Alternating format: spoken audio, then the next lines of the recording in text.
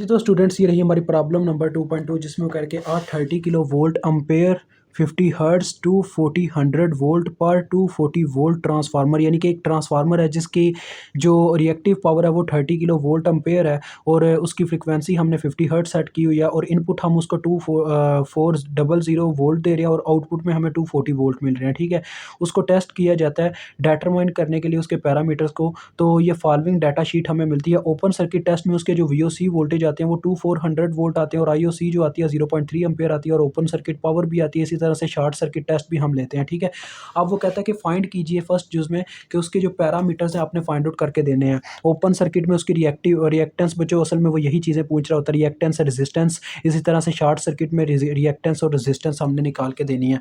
तो ये मैं पहले ए पार्ट करने लगूँ, पहले ओपन सर्किट में करने लगूँ। तो ओपन सर्किट में मैंने आपको बताया था हम जो फाइंड आउट करते हैं वो R0 होता है। ठीक है, और X0 होता है। तो R0 पहले मैं निकालने जा रहा हूँ। ये हम हमेशा निकालते हैं बच्चों अपने VOC की मदद से। ठीक है, VOC यानी कि जब हम यानी ओपन सर्किट में होते हैं ना, तो हम ये वाला पावर का फार्मूला इस्तेमाल करके रेजिस्टेंस निकालते हैं, P=V²/R। तो ये दोनों अपनी जगह एक्सचेंज करेंगे, यानी कि हमारे पास आ जाएगा VOC का स्क्वायर ओवर POC, ये चीज़ बन जाएगी। तो देखें अब हम वैल्यूज़ पुट करते हैं। यहाँ पे आ गया 2400 सॉरी हाँ ठीक जा रहे हैं का स्क्वायर बटे में हमारे पास आ गई 50 वैल्यू। तो इसको अगर हम सॉल्व करते हैं अपने कैलकुलेटर पे तो हमें क्या मिल जाता है देखते हैं।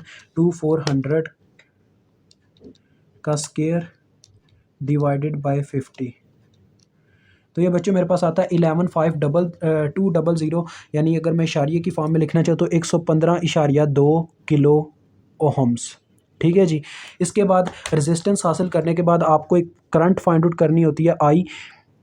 जो आप क्यों फाइंड आउट करते हो वो मैं आपको बताता हूँ, क्योंकि ये जो करंट है ये यहाँ पे हमारे पास क्या करती है, लीकेज करंट होती है। इसको हम लीकेज करंट कहते हैं, कुछ करंट लीक करता है।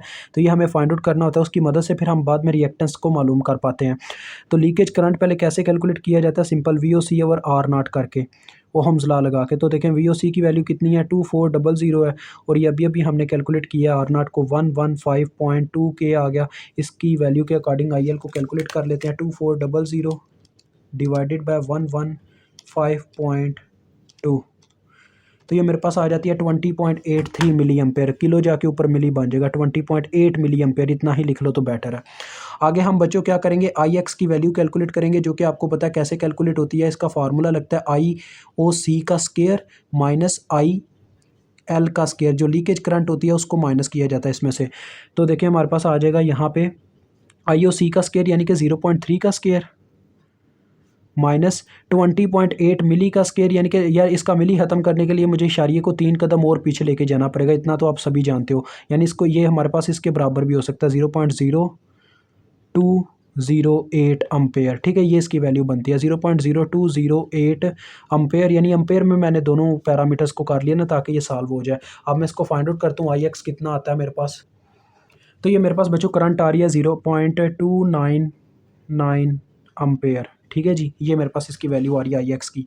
अब IX की मदद से मैं X मालूम कर लूँगा, यानी रिएक्टेंस मालूम कर लूँगा X0, जो कि सिंपल वही फार्मूला लगेगा VOC वाला, यानी कि वही ओहम्स लॉ बच्चों, VOC डिवाइडेड बाय करंट करोगे ये वाली IX, तो आपको X0 मिल जाएगा। तो ये तो 2400 थी, इसको डिवाइड किया 0.299 से, तो हमें ये वैल्यू मिल जाएगी। अभी चेक करते हैं कितनी आती है, 2400 डिवाइडेड बाय 0.299। तो ये बच्चों मेरे पास वैल्यू आ जाती है 8026, यानी इसको अगर किलो में लिखना चाहो तो ये मेरे पास 8.02 आ रही है, 8.02 किलो ओहम। ठीक है जी, ये आपको दोनों वैल्यूज़ मिल गई, R0 भी X0 भी। एक तो आपने काम कर दिया, ओपन सर्किट के पैरामीटर्स मालूम कर दिए। अब शॉर्ट सर्किट के पैरामीटर्स मालूम करने, तो वो मालूम करने जा रहा हूँ। पहले आप निकालोगे R इक्विवेलेंस। तो मैंने आपको ये भी बताया था कि शॉर्ट सर्किट में जब आप ये चीज़ें निकालते हो तो शॉर्ट सर्किट में आप पावर का करंट वाला फार्मूला इस्तेमाल करते हो, P=I²R वाला, करंट के रेजिस्टेंस के लिए। तो R इधर ही रह जाएगा, I उधर जाके डिवाइड हो जाएगा पावर से, यानी हमारे पास आ जाएगा PSC डिवाइडेड बाई ISC का स्क्वायर। तो वैल्यूज़ पुट करते हैं। पावर की वैल्यू इसमें कितनी है, 150 है, 150 डिवाइडेड बाय ISC का स्क्वायर यानी कि 6 का स्क्वायर। तो 150 डिवाइडेड बाय 36 हो रहा है, जहाँ पे साफ साफ नज़र आ रहा है। तो ये हमारे पास आता है 4.16 या 4.17 कह सकते हो ओहम। ٹھیک ہے جی. اس کے بعد بچوں مجھے اس کا ایکس ایکویلنس نکالنے کے لیے کیا کرنا پڑتا ہے, زیڈ ایکویلنس پہلے نکالنی پڑتی ہے. زیڈ ایکویلنس کیسے نکالتے ہیں یہ آپ کو یاد ہونا چاہیے. زیڈ ایکویلنس کے بارے میں نے بتایا تھا, نکالنے کے لیے آپ کو سمپل کیا کرنا پڑتا ہے, اپنی جو آپ کے پاس ویلیو ہوتی ہے, یہ آپ کو نظر تو آ رہا ہے نا, جو وی ایس سی ہوتا ہے ہمارا, اس کو آئی ایس سی پہ ڈیوائڈ کرتے ہیں تو آپ کو زیڈ ایکویلنس مل جاتی ہے. تو یہ آپ کو ٹوٹل امپیڈنس مل رہی ہے. آپ اسی کی مدد سے کیا کرو گے, آگے ایکس کو بھی معلوم کر پاؤ گے. وی ایس سی کی ویلیو معلوم میں پٹ کرتا ہوں جو کہ 45 ہے, اور آئی ایس سی کی ویلیو میرے پاس 6 ہے. تو ان کو دیکھتے ہیں کتنا آتا ہے, 45 ڈیوائڈیڈ بائی 6. تو یہ بچوں ہمارے پاس آ جاتا ہے 7.5 اوہم. ٹھیک ہے جی. اب آپ کو یاد ہو اگر فارمولا میں نے آپ کو بتایا تھا ایکس ایکویلنس کا فارمولا, جو کہ ہمارے پاس برابر ہوتا ہے under root Z ایکویلنس K square میں سے مائنس ہو جاتی ہے آر ایکویلنس کے اسکیئر کی ویلیو, تو ہمیں یہ ویلیو مل جاتی ہے. تو دیکھو انڈر روٹ میں کیا آیا, پہلے نمبر پہ 7.5 کا اسکیئر, پھر مائنس 4.17 کا اسکیئر. تو دیکھتے ہیں یہ کتنی ویلیو آ جاتی ہے ہمارے پاس. تو بچوں یہ میرے پاس اس کی ویلیو آ رہی ہے 6.23 اوہم. ٹھیک ہے جی. آپ نے سارے پیرامیٹرز فائنڈ آؤٹ کر لیے. اب آپ اس کی دوسرے پارٹ پہ موو کریں گے. دوسرا پارٹ میں اس کا لکھتا ہوں کیا ہے, میرے سے کیا کویسچن پوچھا گیا دوسرا پارٹ.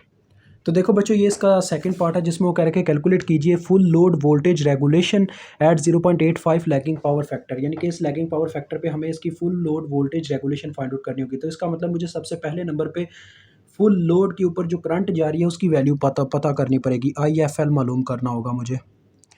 تو اس کا فارمولا میں نے آپ کو بتایا تھا, ری ایکٹیو پاور ڈیوائڈیڈ بائی ہمیں وی او سی کرنا پڑتا ہے. ری ایکٹیو پاور ہمارے پاس کتنی ہے بچوں, یہاں پہ ری ایکٹیو پاور 30 کلو وولٹ امپیئر ہے, تو یعنی اوپر آ جائے گا 30 کلو. ٹھیک ہے جی. ڈیوائڈیڈ بائی وی او سی کرنا پڑتا ہے. یہ فارمولا میں نے آپ کو آلریڈی بتا رکھا ہوا ہے. تو وی او سی کی ویلیو دیکھیں کتنی گیون ہے, 2400. تو یہ کریں گے تو ہمارے پاس دیکھیں کتنی ویلیو آ جائے گی. تو یہ ہمارے پاس آ جاتی ہے بچوں 12.5 امپیئر. ٹھیک ہے جی. اب یہ فائنڈ آؤٹ کرنے کے بعد ہمارے پاس فارمولا آ جاتا ہے وولٹیج ریگولیشن کا, جو کہ ہمارے پاس ہوتا ہے پرسنٹیج میں اگر آپ لکھنا چاہیں تو یہ ہوتا ہے I F L into are ایکویلنس کے ساتھ آپ کا کاز آف فائی ہوتا ہے, پھر سینٹر میں پلس ایکس ایکویلنس کے ساتھ آپ کے پاس یہاں پہ ہوتا ہے اپنا سائن فائی, اور بٹے میں ہمارے پاس ہوتا ہے یہاں پہ اپنا voltage, out put voltage multi ply by 100, اور یہ پرسنٹیج میں آنسر آتا ہے. اور یہاں پہ دیکھو بچوں جو ہمیں پاور فیکٹر گیون ہے نا 0.85, یہ پاور فیکٹر کا اصل میں فارمولا ہوتا ہے power factor is equal to cause five ہوتا ہے. تو کاز فائی مینز یعنی ہمیں 0.85 گیون ہے, لیکن ہمیں سائن گیون نہیں ہے. سائن کو ہمیں معلوم کرنا ہوگا. تو سائن کی یہ آپ کو پراپرٹی پتہ ہونی چاہیے. یہ ٹریگنومیٹرک فنکشن کی پراپرٹی ہے, آئیڈینٹی ہے. Sign square theta plus cause square theta is equal to 1 ہوتا ہے. تو یہیں سے میں پراپرٹی بنا لوں گا سائن کو معلوم کرنے کی. سائن ادھر ہی رہ گیا, سائن تھیٹا ادھر ہی رہ گیا. پہلے تو 1 مائنس کاز اسکیئر تھیٹا ہوا ادھر جا کے بچوں, اور پھر یہ اسکیئر یہاں پہ تھا, اس کو ختم کرنے کے لیے ہم نے انڈر روٹ اپلائی کر دی ہے. ٹھیک ہے جی. تو یعنی سائن تھیٹا میرے پاس برابر آئے گا 1 مائنس یہ کاز کی ویلیو پٹ ہوگی جو کہ 0.85 ہے اس کا اسکیئر. تو اس کو سالو کرنے سے میرے پاس سائن تھیٹا برابر آ جائے گا, یعنی کہ سائن فائی ہم لیں گے نا, کیونکہ ہمارے پاس تو فائی ہے تھیٹا کی جگہ. تو یہ میرے پاس برابر آ جاتا ہے. یہ میں نے پہلے بھی کیلکولیشن کر رکھی ہوئی ہے. 0.526 بچوں اس کی ویلیو آ جاتی ہے 0.526. ٹھیک ہے. اب یہ ویلیوز پٹ کرنا سٹارٹ کریں اس کے اندر. یہ وی آؤٹ اصل میں آپ کا وی او سی ہی ہے بچوں. اس چیز سے آپ نے نا مطلب کنفیوز نہیں ہونا, کیونکہ آؤٹ پٹ میں وولٹیج جب آپ کا بھی لوڈ لگا نہیں ہوتا تو آؤٹ پٹ میں وولٹیج وی او سی اوپن سرکٹ کے طور پہ بیہیو کر رہے ہوتے ہیں. تو آئی ایف ایل کی جگہ پٹ ہو گیا 12.5 انٹو آر ایکویلنس کی جگہ ہمارے پاس پٹ ہو گیا یہ 4.17, اور اس کے اندر کاز فائی کی جگہ 0.85 پٹ ہو گیا, پلس ایکس ایکویلنس کی جگہ پٹ ہو گیا 6.23, اور سائن فائی کی جگہ 0.526 پٹ ہو گیا, اور بٹے میں ہمارے پاس آگے وی آؤٹ یعنی وی او سی کی ویلیو جو کہ 2400 تھی, اور ملٹی پلائی بائی 100% ہو گیا. اب یہ 2 زیرو اس 2 زیرو سے کٹ کے اور ان کو کیلکولیٹ کر لیتے ہیں, اور پرسنٹیج میں ہمارے پاس آ جائے گا وولٹیج ریگولیٹڈ. تو لے بچوں میرے پاس اس کا رزلٹ آ رہا ہے 3.55%. ٹھیک ہے جی. تو یہ ہمارا یہاں پہ کویشچن سالو ہوتا ہے. اس کا جو لاسٹ پارٹ ہے وہ سمپل ہے کہ اس نے پوچھا ہوا لوڈ پہ کون سا یعنی کہ ریزسٹنس لگاؤ گے. آر ناٹ ہم لگائیں گے اصل میں، جو کہ ہم نے پہلے شروع میں ہی کیلکولیٹ کیا تھا 115.2 کلو ہم. تو یہ تھرڈ کا پارٹ کا آپ کا آنسر ہے. ٹھیک ہے، انشاءاللہ نیکسٹ ویڈیو میں آپ سے ملاقات ہوگی. ابھی تک کے لیے اتنا ہی. خدا حافظ.